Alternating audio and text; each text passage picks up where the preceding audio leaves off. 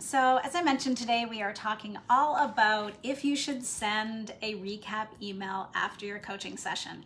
So this is a really hot topic amongst new health coaches. We're talking about it over in Health Coaching Essentials. We're talking about it in my Facebook group, because a lot of new health coaches are doing this. They're spending time after the coaching session writing this huge long email to the client, session notes, action steps, summarizing everything, providing articles, recipes, links to websites, spending a ton of time. And so I hear a lot of coaches saying, well, my clients really love it that I do this. And of course they do. And I'm also hearing health coaches say that it's taking so much time. And I totally get this. I did this for the first couple of years that I was health coaching. I would take tons of notes during the session, and then I would really literally spend up to an hour after every session doing exactly as I just described, summarizing everything, all the highlights that we talked about, all their action steps, all of that. And yeah, it would literally take me almost an hour. So that was just becoming too much. The more and more clients that I got, I just realized I can't be spending a whole other hour after every client. Plus, you probably are doing this as well. You're spending time preparing for the session in advance, right? You're sending them a prep email before. So it gets to be a lot of work. And so if you are actually charging by the hour, an hourly rate, and then you're spending another hour after, and then time before preparing, you're likely not being fully compensated for your time, right? I know a lot of coaches will include this as sort of a feature of their coaching program and include it in sort of an overall coaching program price. So that might be something to think about, but bottom line for me is I don't think it's a great idea to send a recap email. So I'm going to talk about why it's not a great idea and what you should do instead. So, when I started doing this and, I started working with a mentor a couple years into my coaching practice, and he said to me, Michelle, you are doing all the work for your clients. So he said, it's really the client's job, the client's responsibility to do the work, right? That's really the essence of the coaching relationship. So when I was sending those recaps, the place that I was coming from was, I just want to fix, I want to rescue, I want to solve everything for my client. I want to do it all, right? Because that's how I thought I was providing value. So when, we start to do this, when we shift into that place of I'm going to do all the work, then of course the client is going to rely on us to do the work, right? They're not going to take responsibility. They're not going to do their own research. They're not going to develop their own strengths, their own self-accountability, self-efficacy, right? And that all goes against what we're trying to do in the coaching relationship, which is helping the client build up their self-confidence, to develop their self-efficacy, that belief in themselves that they can do it. We want them to be able to do their own research, to find their own answers. So that's the essence of the coaching relationship. And by sending that recap email, I feel like we are taking that away from them, right? They are not becoming as empowered as they could be.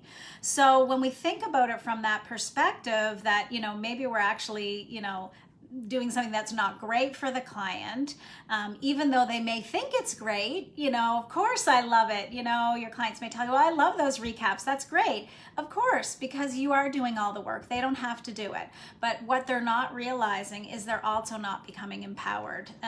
They might not be doing their action steps. They might not even be reading those recaps, right? So you might be doing all of that work for nothing. So the other thing we need to remember about this that I touched on is that coming from the coach's perspective, if we're doing all of that, it's really coming from a place in us that we aren't providing value. We don't have the self-confidence, we don't have the self-worth. So that's all coming from a place of lack and, not being enough, not knowing enough, all of that sort of self-worth piece within us, right? So it's our own ego, it's our own stuff that we haven't quite developed yet or worked on, on that is, that's really forcing us or inspiring us to do that part of it for the clients. So yeah, really coming from our own lack of self-worth and our own ego that's driving us to do that. So the big question of the day is, so what do we do instead? If we are not providing those recap emails, if we're not doing all that work for the client, what do we do, right? Where do we capture all the action steps and what happens?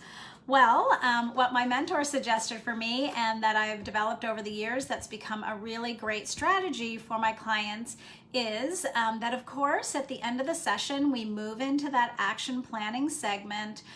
We help the client come up with their action plan, those smart action steps that they're going to go away and do. We talk about accountability, we talk about their learnings, and then what we do is that after the session, I get the client to send me a recap email. So this puts the responsibility on them. And it's much more empowering because they're doing the work, right? So yes, we've talked about action steps in the session, we've summarized them, all feels good, and then the client goes away and then they have a little bit of time to actually think about their action steps as well. Maybe they'd forgotten that, something's coming up or they don't have enough time, and maybe they need to adjust or tweak their action steps in any way. So it gives that little, pause for them to reflect, and then right back to you in their own words, here's, exactly what I can commit to. So I just find that to be so much more empowering, so much less work for me, and I just think it's so freeing in so many ways and really helps to build, a really healthy coaching relationship where we each have our roles and responsibilities. So a couple of things to think about is set this up in your agreement. So I have it in my agreement as part of their responsibilities. We talk about it in our first session. I go through a checklist of everything that, we want to cover and talk about our agreement. So, I let the client know, you will be taking notes throughout the session. I'll be taking my notes. And then I just suggest, I found it really helpful for my clients if they send me a recap email at the end of the session or after the session. How might that feel for you? So we really just encourage the client to do it. So it's set up in advance. They know in advance, how that's going to go and work. The other thing that I do is when they send me that recap email, I just print that out and then I keep it in my file as a record of what they've committed to, right? So then I've got that there. So what were some other things that I wanted to say? Yes, of course you're going to still take notes. A lot of clients have said that, a lot of coaches have said, they share those notes with clients. I don't personally share my handwritten notes. Those are for my own purposes. I take usually 2 or 3 pages of notes with every client session. I'm a big note taker, but that's really for my process, right? For me to really listen intently to the client to make sure that I've, picked up on certain things that they're saying and that I have a record of that. So those notes are really just scribbles. No one could ever make sense of them but me. So I just really keep those for my own purposes. And then at the end of the session, I do a little debrief. So the session's over, and for my purposes, I do a little debrief there on those notes. What worked well during the session, what might I want to follow up with, what didn't go so well. So these are my notes about what I'm working on as a coach. And then again, I've got the notes that come back in from the client. So what else around this? So I know some coaches have asked, so what do I do if I've already started, my coaching relationship by sending recap emails? Can I switch midway to this other strategy?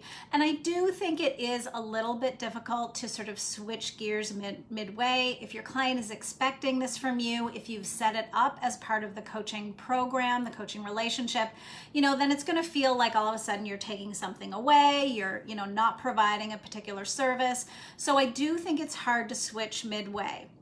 I don't think it's impossible. I do think that, you could do something like, hey, I'm just checking in. How's everything working with you? Are you finding those recaps helpful? If they say, well, I don't even really read them, or if you notice that they're not reading them, you kind of get a sense. And also too, if the client isn't following up and doing your action steps, you may say, hey, I notice, I send a recap email, we've outlined all of your action steps, but week after week, you're not really following up on those. I wondered if we might try another strategy. So you could go that route and just suggest, I wonder if it would be more empowering for you, more helpful for you, if you sent me a recap back, if you became more responsible for that part of, the work that you're doing here in our coaching relationship. So I think that could work as well. There was another strategy here that somebody else posted in our Facebook group that I wanted to share. So having a conversation with your client, if you're already sending recaps, again, just checking in, how's it going so far? And then maybe you could just mention, to your client, well, I'm trialing something new, a new strategy with some of my other clients. I wondered if you might be open to hearing about this. And of course, at the end of the day, we let the client make the decision, right? Do they want to try it? Is it going to work for them? And really leave the decision up for them. That would be the coach approach there. So I think it's, really coming back to the fact that you probably don't want to cut off a service that you've been providing all along. But going forward, of course, if you're finding that this is taking too much time, you don't feel like you're being compensated for it, and, if it's not empowering your client, then trying another way. And I have just found that having the client send those recap emails back to me is much more empowering. It comes more from the coach approach, believing that the client is naturally creative, resourceful, and whole. They have the answers. And again, it's about them doing the work. What are they going to do when they don't have you anymore, right? So if we do all the work for our clients, they're not going to learn and grow and develop their own self-efficacy, their own self-accountability, and their own belief and confidence in themselves that they can do the work and make change. So I'm noticing that we've got some comments here in the Facebook group, so I just wanted to double check to see if there's any questions I can answer here. So Tina's saying, perhaps tell them that part of their growth is to transition the responsibility of recaps from coach to client. Right, if we just explain, I found that with my other clients, they're able to stick to their action steps better. They're able to connect back to their goals and their vision, if they're providing the recap to me. So explain the benefits, absolutely. Nancy's asking, and what is my experience? Do clients send the Yes, absolutely they do. We've set it up front, right? In that first session, we talk about, this is my role, these are my responsibilities, and these are yours. We've got that all outlined in the agreement. So this is not a surprise, and absolutely they do it. This is not a long email. This isn't transcribing the whole session. This is really just having them reply back to me what those action steps are. I do have one client, and she uses this as a real reflection time, almost like journaling. So she does reflect on, here's what we talked about. Here are the learnings, the lessons, here's what I'm thinking about after our session. And that's just a process for her. So she's finding that really useful. But absolutely, if you set it up that way, roles and responsibilities, then I think your client is actually, will actually do it for sure. So Jana's asking the same thing. Do clients actually do it? Because it is rare that I ask clients to come back to me on something, and they rarely do, then I need to follow up. So again, I'd set it up, right at the beginning, at the end of your session, say, I look forward to your recap email. You might want to set a time frame on it. So, what feels reasonable? Can you get that to me, in the next 30 minutes, an hour? Maybe they need 24 hours. I wouldn't let it go much further than that, because then I think, time's drifting by here. We want to make sure that they're, sticking to a timeline on it. So Jana's saying, wow, I don't know if I could dare doing that. I know if you've started off by doing this for your clients, you feel it's a huge piece of the value that you provide. I really just invite you to check into sort of your thought process, your thinking, and really where is that coming, from within you? Is it your ego? Is it because you don't feel like you provide enough value in the coaching session itself, right? If you've included it as a feature in your program, then, you're probably going to have to uphold that for now until you think about it, right? And maybe build that confidence to be able to do it. But I think about, we go to a lot of other practitioners. How many other practitioners send us, giant emails that might have taken 30 minutes, an hour to write after the session? Therapists don't do that. Doctors certainly don't do that. I definitely, I go to my naturopath. She sends a little, thing of a couple of notes in terms of things that I'm supposed to do. But those are notes that she's taken actually during the session. These are just sort of like treatment protocols. So I don't know of any other practitioners who spend that much time. So, to make this a worthwhile endeavor to be a health coach, if you start getting more and more clients, how are you going to fit that in? I think it really is something that takes a lot of time and energy from us that we're really not being compensated for. So let's see if there's any other comments there or questions before we wrap up. How come I can't see all those? All right. Well, I think,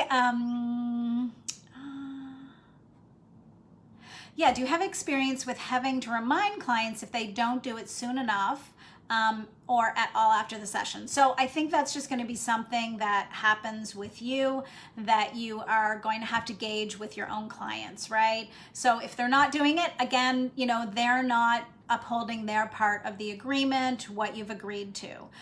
So with clients who never follow up, who don't do what they say they're going to do, that's a problem, right? So you really want to be evaluating, checking in. Here's what I'm noticing.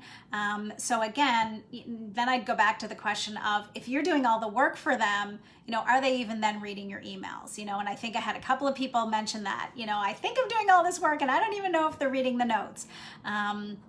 So if you do have to remind them, again, you're setting that up in the accountability. What if I don't hear back from you? What do I do then?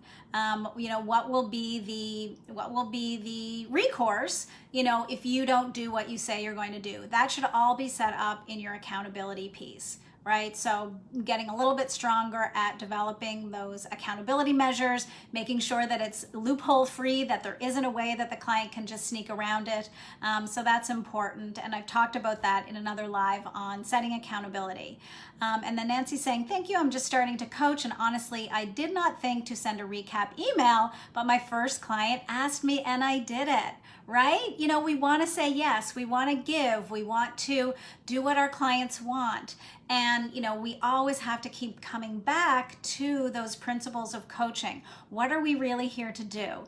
We're here to help the client move forward, to build their own confidence, to make progress toward their goal. And if we do it all for them, they are not going to make progress. They are not going to learn and grow. So I think that really is the bottom line. So check in with yourself. Where is this coming from within you? The need to please, the need to do it all, the need to provide value. Of course, we're providing value in our session. After the session, really the magic happens and all the work happens back in the client's life. They're back in their life. They're doing their action steps. They're working toward their goals. They are making habit changes. They are developing new, habits and making these lifestyle changes in their own life. That's where the work is. So we really do have to set this up early on in the coaching relationship. Let the client know what they're getting into, what this is all about. This isn't just you doing the work, because that's going to throw off the balance of the coaching relationship. The client will not trust. They're going to trust in you that you're going to do all the work, but they're not going to take on that responsibility. And that's really what we want to have happen, right? So the client builds all that within themselves. So once your coaching relationship is over, they can continue building that.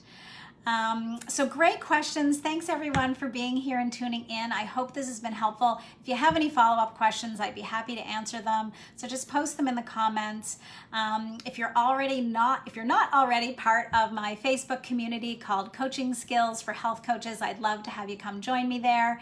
And there's lots of activity in there on a daily basis. So hop on over and join there. All right, bye for now, everyone. Have a great weekend. Take good care.